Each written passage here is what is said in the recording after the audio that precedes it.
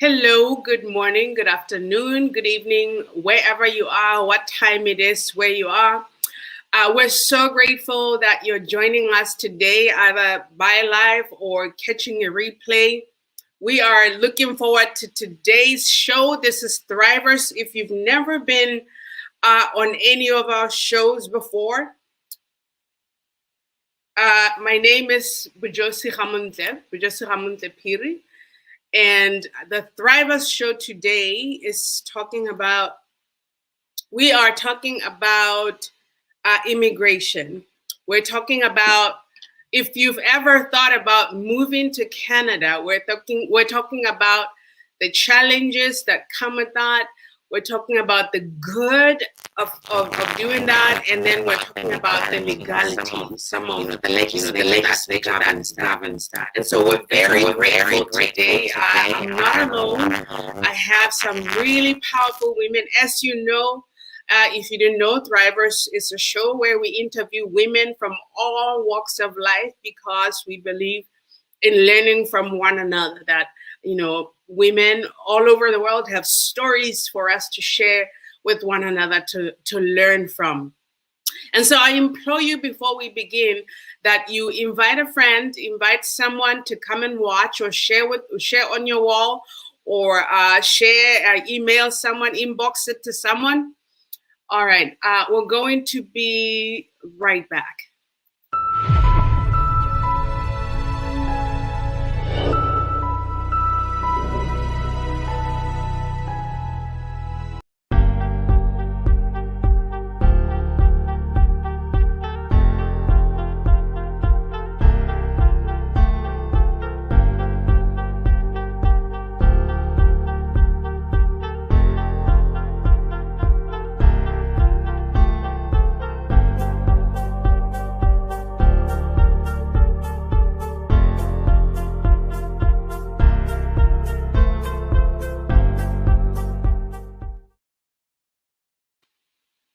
All right. As I mentioned today, I'm not alone.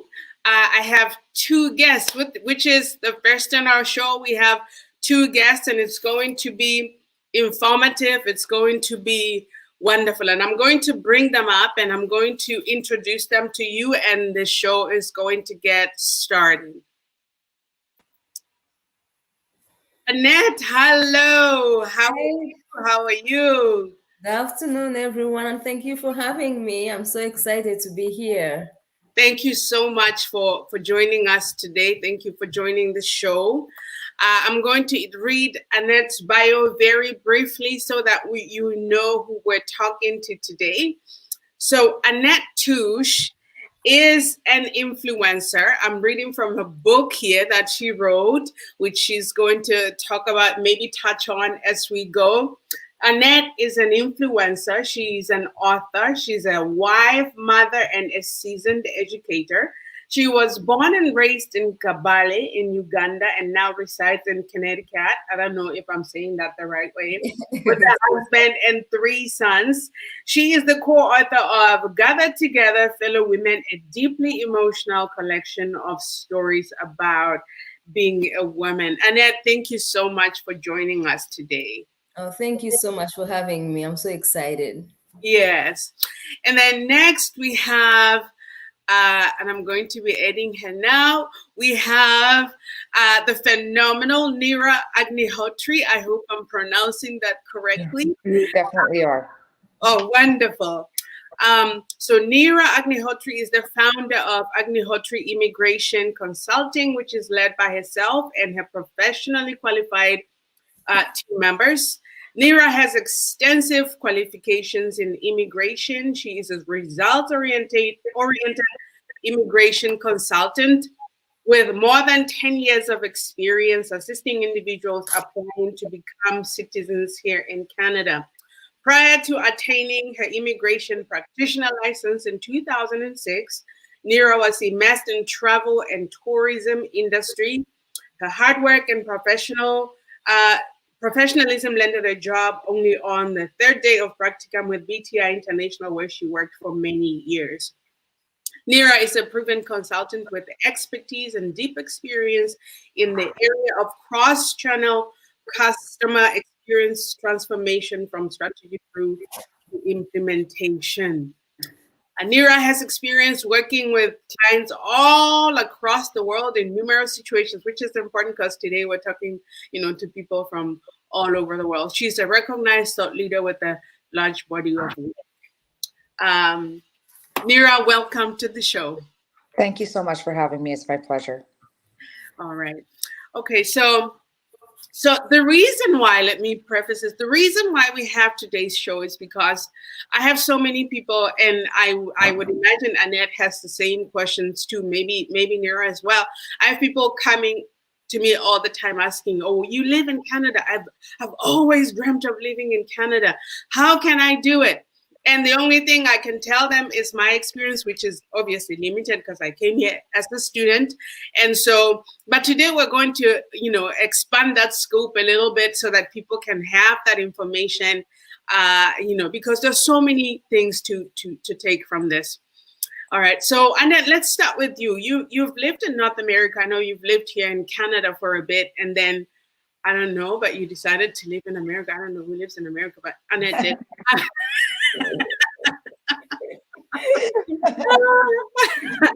How long have you lived in North America? In North America, and what's been your experience so far? Let's say from the good side.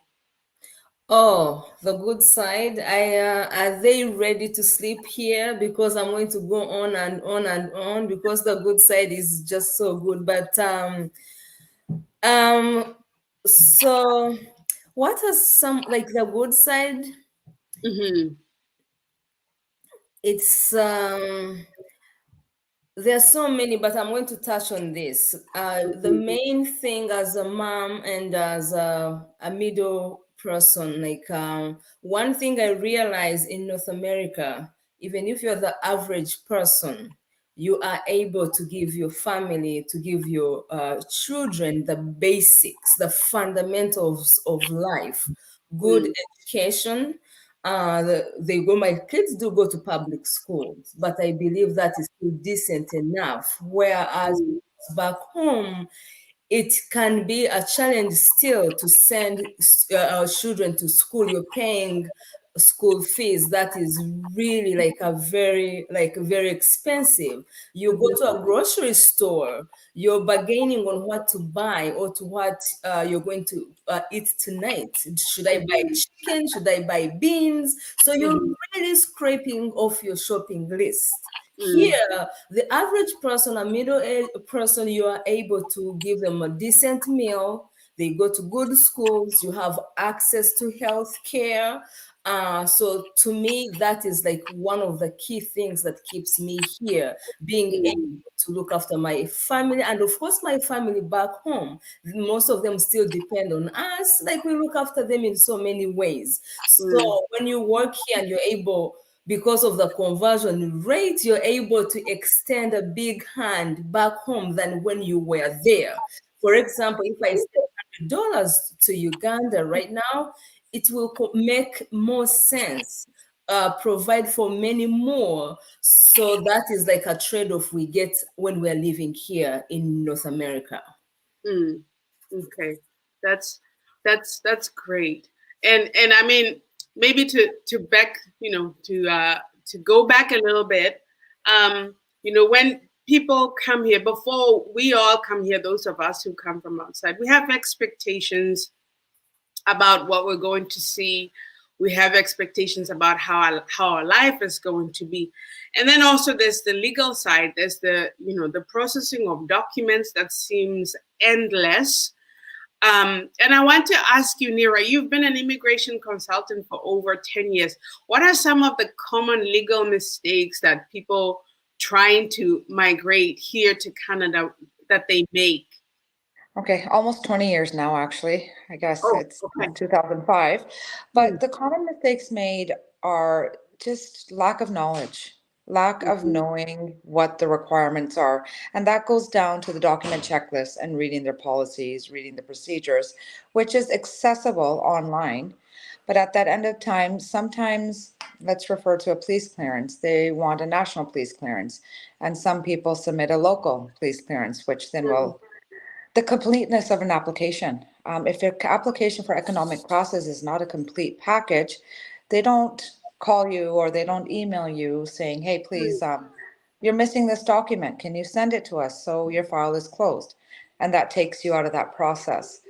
It takes you completely out. Not understanding what the eligibility requirements may or may not be for the program. Completeness of forms, completeness of documents. So there's several things that it's not being negligent, it's just not knowing what the government is wanting and at what level. There's just those are the basic common mistakes. Other mistakes are misguidance by others, by agents or non-qualified individuals that are providing them with advice which they're not legally allowed to do, or they don't have that legal knowledge in what is required and what programs. Let's just say, per se, let's talk about family class. Family class, you are no longer a dependent after the age of 22. Once you're not a dependent, you can't include that child. That child now becomes independent. All right. So that child is not a dependent on a parent's application if you're sponsoring your parent. So there's those little things that may not seem so big, actually are the biggest causes, the largest cause of file rejections. It takes so much time for like delays in processing, etc. And again, coming to Canada is a dream for many, right? I'm born Canadian and I didn't understand the meaning of immigration up until the point I started this immigration program and became a consultant myself. So it's a dream, it's life altering. It is something that people aspire to do so. And if things are not done appropriately, following the program guidelines, it's a disappointment. Mm, mm. And a waste of money too, right? Because A big waste of money because at the end of the day, some people spend thousands and thousands of dollars in which, okay, as an immigration consultant, we charge fees. Yes, of course we do for the work that we do. And at the end of the day, we cannot guarantee results, but at least we should know probability, right? So if a person is spending their life savings to immigrate to Canada, spending it on the government fees, spending it with legal fees, firm fees, etc., it's very disappointing at the end of the day if things don't happen the way that they want them to.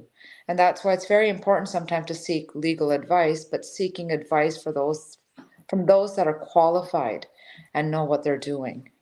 mm, mm, mm. Yeah. And maybe let's piggyback of that last statement you made. How if someone, let's say someone is in Botswana or in Uganda or South Africa, someplace, and they've never left their country, and they're looking for that information. How do they know that the person that I'm talking to or the person that I've read their website, how did I know that it's legitimate? So we are registered with a regulatory body. We're Okay. registered with the College of CICC. So on their website, the Mm-hmm. CICC website, excuse me, is a list of registered consultants Mm, that are registered. So at that end of the day, we can't say they're all competent. Some are very new, some are very have been in this practice for long enough. But what can happen if you've been misguided? If things have not gone your way, you have been defrauded, etc., there is a complaints process. mm, We are held responsible for the actions that we make on behalf of clients. So mm. there is a list of registered consultants on their website alone. Okay, that's great. That's great. So there's a way for recourse, basically. So if someone is, spend their entire money and they're not, Right, they haven't gotten what they're supposed to get. right. Uh, okay, so Annette, let's get back to you. I'm thinking of the first time in 2007. I read your book a little bit before you came to Canada, and now I understand. Okay, you actually didn't want to move to Canada. Circumstances kind of, forced you to come. But let me ask you this: what were your thoughts and expectations, other than you didn't want to be here? Expectations and thoughts of coming to what did you think was going to happen? Well, yeah, so let me just put this in perspective. It's not like I really did not want to come in the first place, but given my background and where I come from, like I really never used to think that could be a dream. Like I could realize that dream. Like Mm, looking at my background, where I was born from, I knew like it would have been everyone's dream, but I didn't think it was attainable for me. mm, So it's not like I really did not want to come. So when that was there, so I'm like, you know what? I'm very happy with where I am. So I'm not even going to think about immigration and stuff like that. So, but when things all changed and I found myself here, or even before I came, we have this perspective. Once I get in America, things are very easy. We have a saying in Africa that money grows on trees. When you see people here, you're like, oh my goodness, send money. You're like, why aren't they giving me money? So I thought it was going to be so easy for me, like to make money, drive the best car I want, extend help back home, like in as like whatever I wanted to do. And also I thought, especially when I moved here in North America, I thought getting a job was going to be very easy. I first moved mm, to Canada. Canada, it was actually kind of easy for me to get a job. I went there on a spousal visa. mhm, And then I was doing, because I was expecting my child, I was doing like a regular job, babysitting job. It was easy for me to get that job. And because I got a recommendation from a friend, God works in mysterious ways. But when I moved to the US, I had done a master's in science education. I had experience, like a experience from Canada. I thought that it was going to be super easy for me to get a job in North America. But that experience, first of all, I did not have the papers, waiting for the paperwork for 2 years. And mm, then after you get the paperwork, you're like, they are going to give me the job. You go to Indeed, you apply, and no one calls you back. mm, So, or when you go back, sometimes you're like, you don't know quite well, why didn't I get this job? Because I seemed mm, like I was like qualified for this job. I thought this was mine. It mm, was really a huge challenge for me. I didn't expect that. I definitely did not expect the challenge, and of course the painful waiting for 2 years for your visa, your work visa. And I have a friend right now, he's actually here in the US. It's been like 3 years. He's waiting for his authorization to work. mm, Sometimes they tell you it's possible, but when you're back home, it doesn't register in your mhm, mind that can be that difficult. So, but when you come here and you're living every day, especially, I was blessed though, because I was on my spousal visa, my husband had a job. So you can imagine if I felt challenged, yet there was food on the table. Some people do not even have that luxury. So they are trying to find the paperwork, they don't have anything else. That can be a challenge. mm, Uh, yeah, so those are the two main things I can really talk about. Life, job finding, it's not easy. And once you get that job, it's not easy. It's not like back home sometimes where you put your coat on your jacket, walk around and come back and go home. You have to sweat and work for that money. So it's hard work, very, very hard work, which can be rewarding. But if you're not used to working conditions like these ones, that can also be a big challenge. And of course, before I forget, I have to talk about the weather. The weather, oh my goodness. Yeah, my husband used to say it's cold. When they tell you it's going to be cold, you're like, mm, yeah, it's cold. I'm born from Kabale. Kabale is known to be really cold. But I remember when I landed on Vancouver International Airport, I told my husband, I want to go back home. Like I was freezing to the bone marrow. I grabbed the blanket they had given us in the airplane. I think I even stole that blanket because I'm like, oh my goodness, I can't. Like you would feel the Can oh, you it's can you deep. imagine if you landed in Toronto or Calgary? What would have happened? Yes. Oh my Yeah, and people are And goodness. that's still what they okay. tell us. But what are And you people talking are still about? okay. Vancouver Exactly. is Oh. nothing. Yeah. So Yeah. yeah. So to me, those were the three main challenges, and I would say. Yeah. I remember, I mean, I've lived in Australia, I've lived in the US, I've lived in Canada. And I remember when I was going to the US in 2007, I think when you were here, I was in the US, Annette. And the image in my mind was, "Ooh, I'm going to go to Hollywood. I'll be going to movie premieres, and you know, those are some of the things." But you get to the ground, and the reality looks a little bit different sometimes, and the culture shock. Yeah. Because if you're coming from a totally different culture, and you come here, you think, "Oh my goodness, there's a banking system is different. Everything is different from where you're coming from." So, can you talk a little bit about that, Annette? The culture shock how you dealt with that, maybe. Mm. It's culture is broad. So let me just maybe pick one aspect.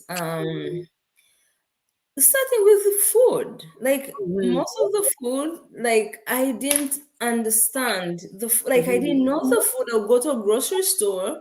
I mhm, didn't know like the spices, and I was 1 month pregnant at that time. mm, So man, I can't tell you. Like, I would just pick maybe what was familiar to me, like a sweet potato to prepare that.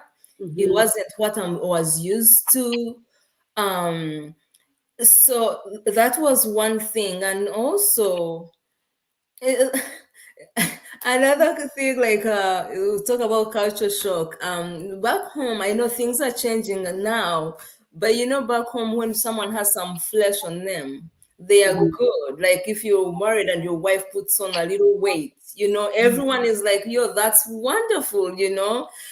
So I remember I used to work in a gym. Innocently, there's this mom who came to work out in the gym, and she had been coming. She went on vacation and then came back to the gym. To me, the cheeks were full, and I'm like, "Oh my goodness, you're so great! You've put on some weight." Oh my goodness, that almost got me fired from my You yes. don't say that. No, no, no, no, no. No, Yes, no, no, no, no. That's the yes. worst thing to say to a mom Correct. coming to the gym. But now I know. You see, now I know. So those are a few things, really, like simple things that you never think about, but simple things that can cause harm, like in a community that you find yourself in. mm. Okay, so Nira, I know that this is what everyone's waiting. Like, tell us. So, if someone is moving from elsewhere, let's say South Africa, Uganda, Botswana, even India, somewhere, and they want to come to Canada and they want to understand what the process is, what are some of the steps they need to take? Okay, so we've got several programs. We've got the temporary side, and the temporary side consists of work permits, which is only doable with an offer of employment and a labor market impact assessment.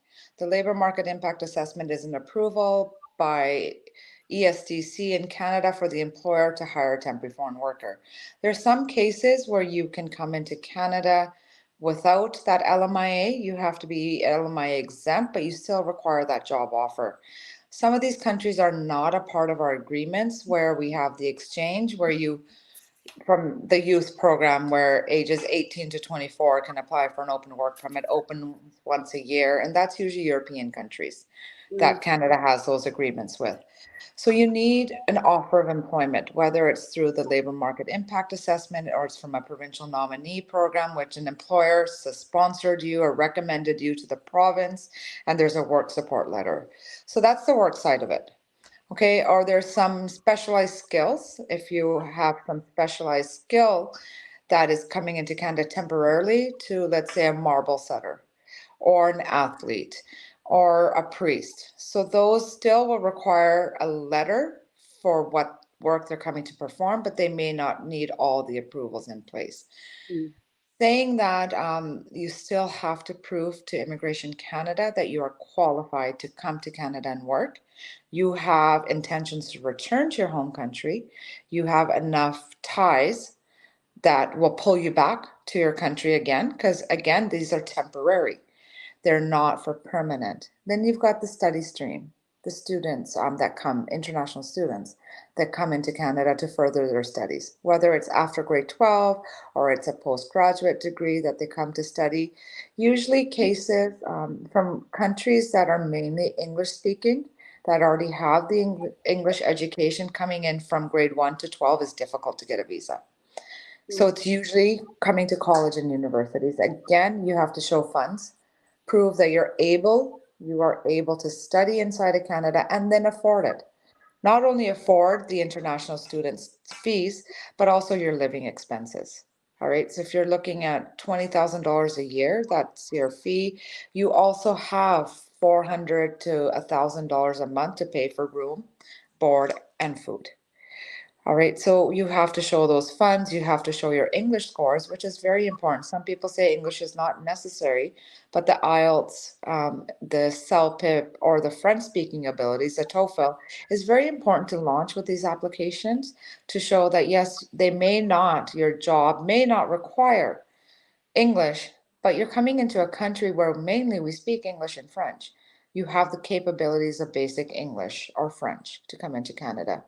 You have to show financial ties, you have to show ties, at the pullback ties to your home country, and then travel history. Do we have travel history? Has this person ever left South Africa, gone to Australia, and returned within the specified time frame? Do they have that travel history? And not everybody has travel history. So then, if they don't have that history, we have to compound it to show that, hey, these are all pullback factors. Then the third temporary application process is the visitor's visa. You're coming to Canada either to visit friends or family, you're coming for tourism purposes. Again, pull back factors to your home country, financial ties, financial proof that you can afford this trip to Canada. You have to show travel history as well, most of the times. And what is the purpose of travel? Does that purpose of travel make sense? So, those are mainly the temporary, the work, study, or visitor. Then we go into permanent residency. And there's family class, which are parents and grandparents, or sisters, siblings, brothers and sisters. There is the spouse or common law partner class, conjugal class.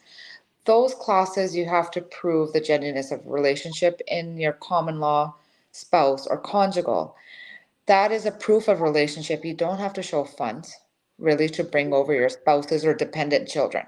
Okay, Mm. so if you've got dependent children, spouses, common law partners, conjugal partners, you don't have to show the finances that you have to show in the family, parents, and grandparent stream, which is rarely ever open. Actually, it's very hard to get an invitation for that to apply. You have to show 3 years of income, etc. Then we have the economic classes, which fall into the provincial nominees. So, provincial nominee usually is employer driven. Employer makes a recommendation to the province that we want this person here for these specific reasons. And at the end of the day, they will establish themselves economically in our province, bring whatever assets they have to our province. And then the provincial government issues a certificate of nomination, which then goes to the federal government. So you still have to satisfy Immigration Canada, even if the province has accepted you. And usually that is reference checks, background checks, criminality checks, medical. You have to clear your medical, etc. So, and then there's the business class, which federally there is no business class open except for the startup visa. And the startup visa is a very innovative idea that you are bringing to Canada. It has to be very innovative, very today. It's not Mm. something that I'm opening a manufacturing firm. It's to do with what is currently happening, technology, healthcare, mental health, etc. Very innovative. And with that, though, you still have to get an incubator letter. So somebody in Canada has to sponsor you to say, hey, we'll incubate this company, we will provide funds to it, or we'll take shares into it, provide you a letter, and then you still have to then apply to the federal government. The federal government has the last say in everything. They are the ones that are going to be issuing those temporary visas or permanent resident visas. And then we go into the classes of refugee and humanitarian, etc. The humanitarian classes only apply for when you're inside Canada, humanitarian compassionate grounds.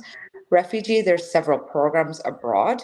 You have to be outside of your home country. You have to have refugee status either from the UN or the country that you're living in has to have provide that, or you need somebody to sponsor you, whether it's a group sponsorship, a private sponsorship.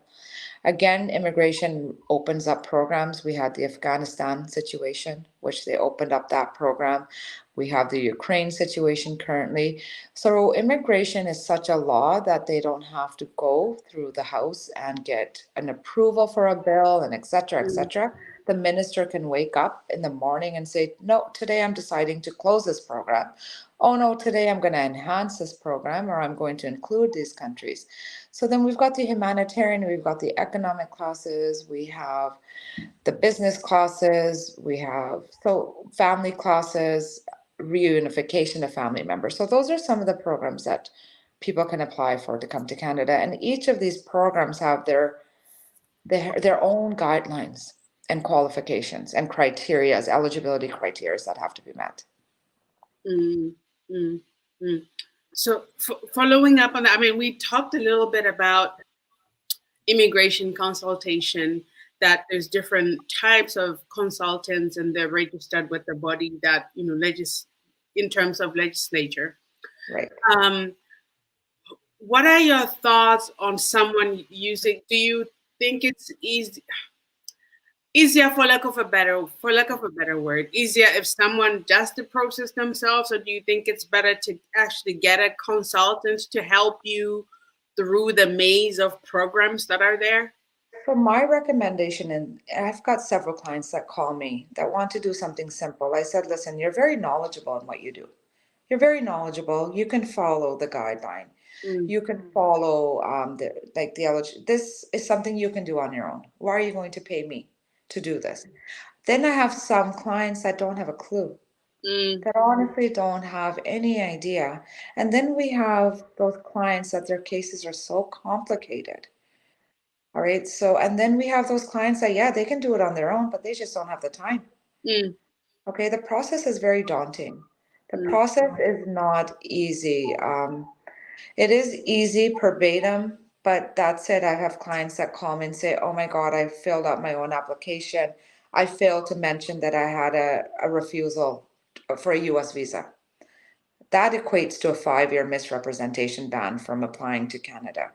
A simple, so misrepresentation is intentional or unintentional, doesn't matter. If you forgot about it, if you get a procedural for that. So then there's so many details that need to go into an application, and the omission of a small detail like that bans you and your family members, not just you and your family members, from entering Canada. So again, my advice to those listening or to my own clients, if you are competent, you definitely don't need to hire a consultant or lawyer in this. If you're competent in knowing what you're doing, it's simple enough. But if your mindset is not there and you don't understand that program, yes, I highly recommend hiring somebody who Yeah. does. Yeah. okay, Yeah, great. I agree. I think you've just nailed it. My husband, he's like he follows instructions to the T. He can read and read everything. So everything we've done, like from Canada to here, he's never hired anyone. But if you're to look at the amount of time and like the effort he puts in, yeah, it's just like tons. But he's that person. But if it were me spearheading like the immigration process, I would definitely go with a consultant. Maybe not at the very beginning, but but everyone, at least they have to read something. Like many people, they come to you, they just have a thought, I want to immigrate. Like they've never read anything, they've never done nothing at all. That is also a big problem. You That's where you have need a to, consultation. You need to go to exactly, consult you on if have to you're have, eligible or not. Yeah. exactly. You have to have a little knowledge and, be proactive yourself. So if it were me, I would start on the process, but before putting in my application, I would hire someone, a consultant, look through everything that I've done, make sure it's okay, then that would work. So, but you're right point on, you know, yeah. I think one of the difficulties, because I mean, my husband and I, when we were doing our papers, we did our papers ourselves, but there was one time we forgot a signature and that cost us a year of the It process. comes Yeah. back to you. It all comes back, simple Yeah. things. And they don't even ask, hey, please send us a signed form.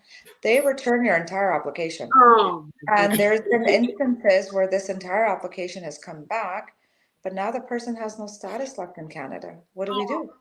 yeah, So simple things like that. Sometimes if you're competent enough doing it, then hire a third party to just go through the completed application. Right. They'll Yes. charge you a consultation fee of anywhere from 150 to $500 an hour, but it is worth the time. yeah. Right. Yeah. Okay. Okay. I was going to say, I think one of the problems that people, because I get this all the time. Somebody asks me, so how do I get a scholarship? Because I came here as a student on a study permit and I had a scholarship.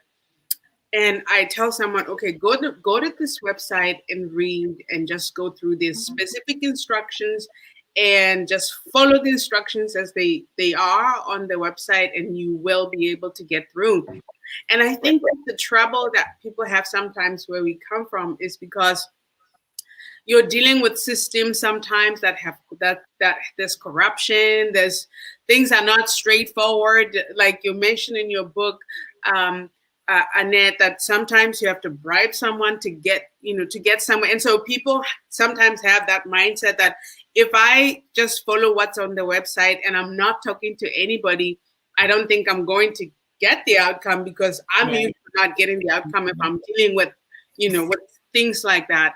So but to anyone listening, when you hear it's not like that. I mean we're, for what we're dealing with anyway, it's not like that. If you just go to the website and follow the instructions, you'll be able to to get through, or even as Nira says, or in Annette, go through the instructions, read what you're trying to do, to understand the process. Even if you're going to get someone to do it, at least have an understanding of what you're trying to do.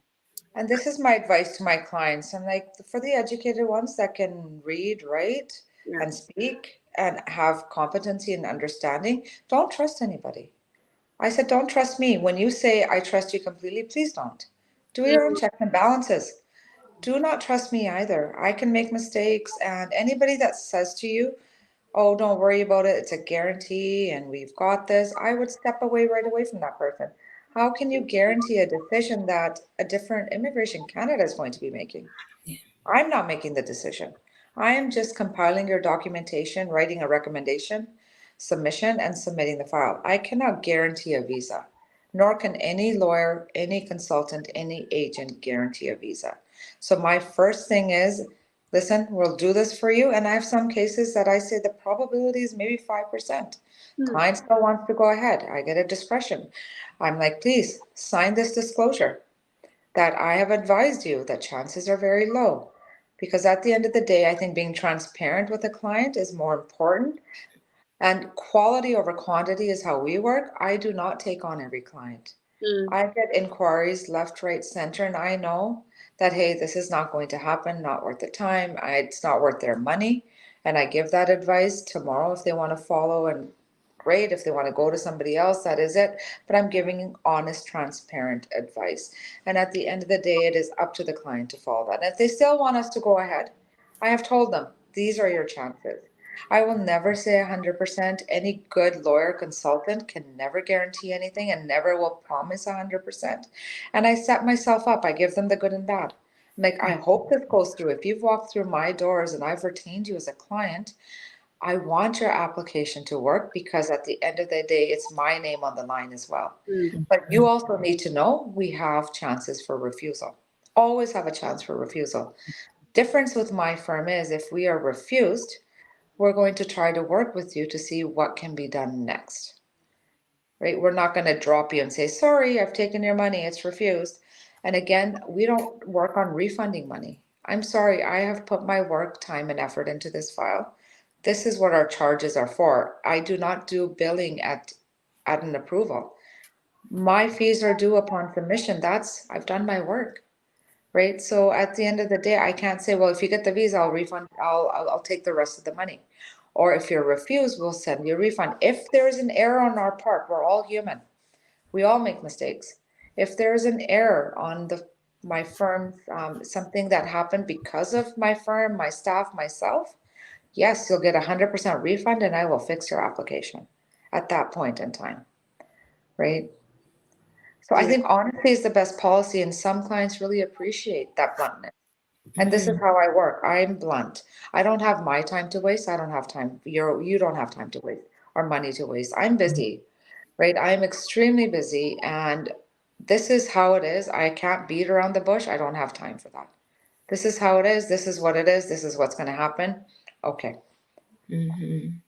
I think that is the great way to do work. That's be very honest and transparent about what can or cannot be. I Right. think that's brilliant. I think that's Right. really good. We're coming to the end of our program, but Annette, you have a book here that you've written, Uh, Nevertheless She Immigrated. yeah, before I talk about that book, I needed to piggyback on what you said. It's still about immigration. And so the question I always have is, who should immigrate? Ah, Everyone has a dream. Oh, I want to go to Canada, I want to go to the US.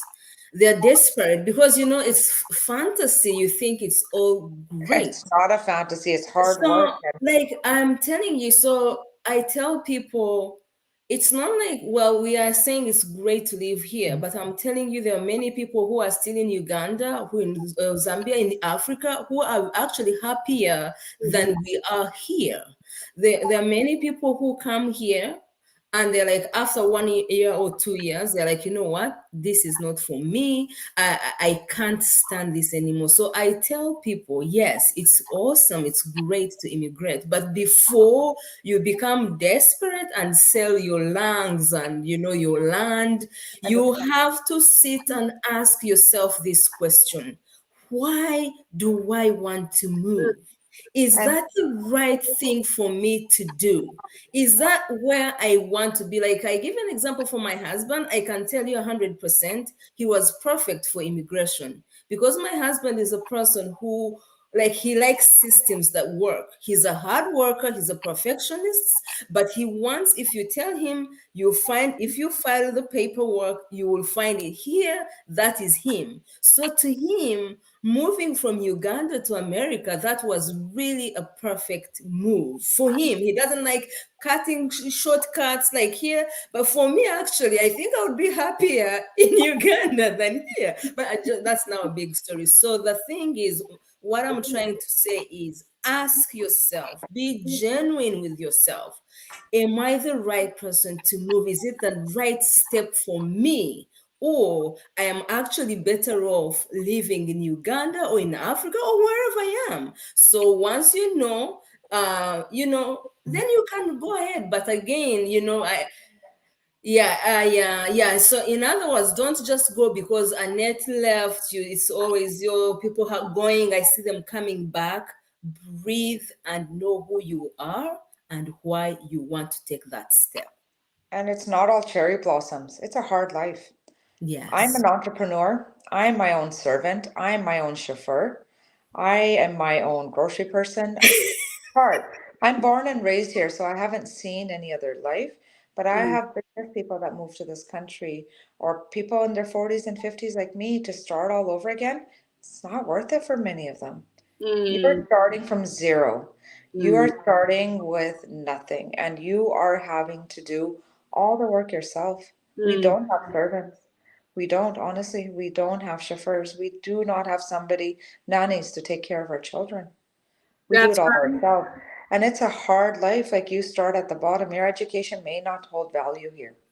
Oh Education, yeah, totally. right? Like You when have to I came start here, all over. yeah, Yeah. totally. When I came here, I would be like a principal because I had been teaching in Uganda for a Right. long time. Like I would be a principal of a school. But here I was fighting to get like a basic teaching job at the Recognition. beginner's level. Recognition. I Right. wasn't even getting that job. No, Can you you wouldn't imagine? get it.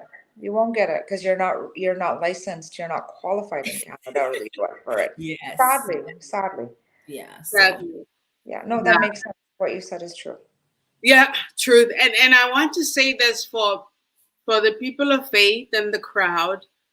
The first thing that you need to ask is about your purpose. Because if you uproot yourself from where you're supposed to be to a place where you think it's going to be good, but you're really not supposed to be there, life is going to be challenging. And so you have to consider that as you're considering moving. And rightly, as Annette and Nira said, I mean, for some of us who have children, we have two little children in our house. We have to do everything. We have to work full time, clean the house, cook, take care of the children. And children have many activities at school. We have to pastor the church. There's so many things, but we have to do it without help. Which, if we were home, things would be completely different. You know, we have nannies and whatever else. So those things you have to take into consideration that, and especially in the day of social media, let me say this, because when people are abroad or they're away from, you know, their home country, there may be things on social media that you see portrayed.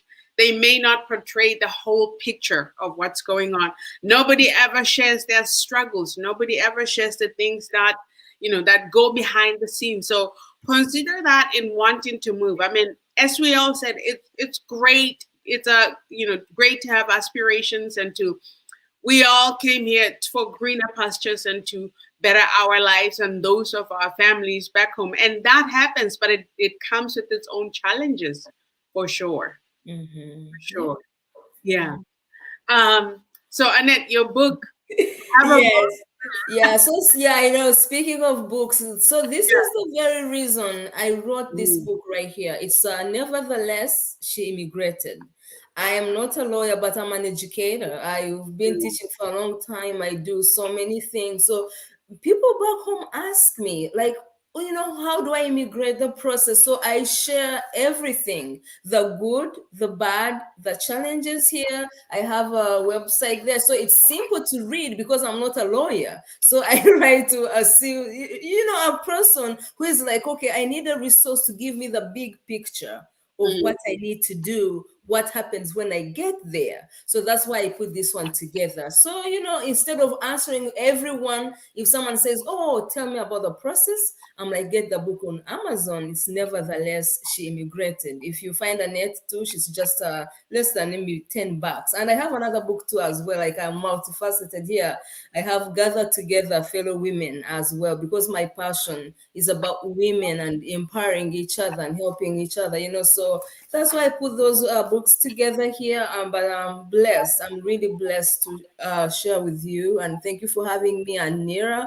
Thank you. Thank That what you shared is amazing. Like, thank you for really sharing your My knowledge. pleasure. mm, And it was mm. wonderful hearing your stories as well. Thank you so Wonderful. much. All right. So as we come to the end, first of all, thank you again, both. I know that you lead very full, you know, lives with full schedules. So I appreciate the time to come and talk to our audience of Thrivers. Just last question: where can people find you, Nira? If people, maybe someone says, "Oh, there's a consultant. I believe I can work with her. She has integrity. She's transparent and honest." Where can people find you both? So our my website, it's www.agnihotri.immigration.com. So that's AGNIHOTRI immigration.com. You can email us at info at agnihotriimmigration.com, or our office number is 604-597-2284. Okay. Perfect. Mine is very simple. I am on social media influencer, Annette Touche. Go to Annette Touche. I have a website, AnnetteTouche.com. You will find my books on Amazon. If you're in the US, I teach people about protection and life insurance. That's a whole animal altogether. When we come here, I want to make sure that families are protected. So if you want, you know, settling in and where to begin from in the US or even Canada, just share what I know. So AnnetteTouche.com, or on social media, Facebook and stuff like that.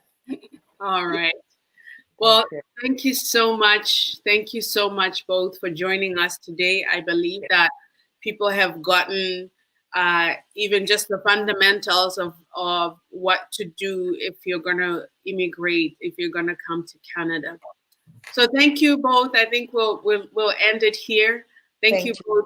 Thank you both for coming. Thank you. Thank you so much. Thank you for having us. All right, everyone. So thank you so much for joining us today. What a wonderful time we had with Annette and Nira. Oh my goodness, tons of information. I think people were asking for the website. That's the Canada Immigration website. If you just go to, if you just Google Canada Immigration, I think that's the first site that comes up. And then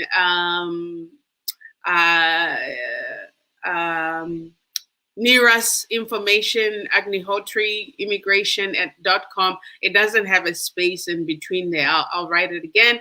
And then Annette, AnnetteTouche.com. And you can also find Annette on Facebook. She's on Facebook and she's doing amazing things. Follow her, follow both of them on social media. And if you want to get in touch with Nira, please do so. Thank you again, everyone, for joining us today and for sharing and for your comments and everything. We will see you at the next Thrivers.